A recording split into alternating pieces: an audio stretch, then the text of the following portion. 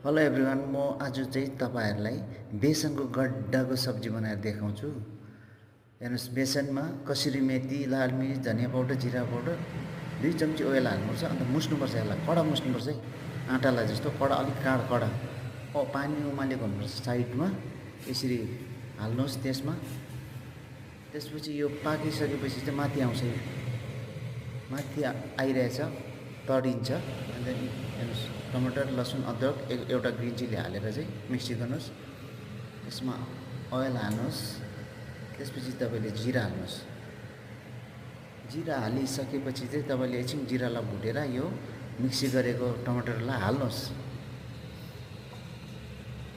टमाटरलाई हाल्नुहोस्। 10 मिनट पकाइसकेपछि मसला हाल्नुहोस्। यो अघिको काटेको मैले यो राम्रोलाई सबै हालिसकेपछि यो कसुरी मेथी हालिदिनुहोस्।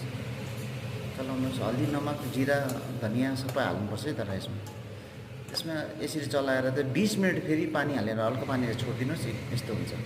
यो राजस्थानको गड्डाको सब्जी भन्छ।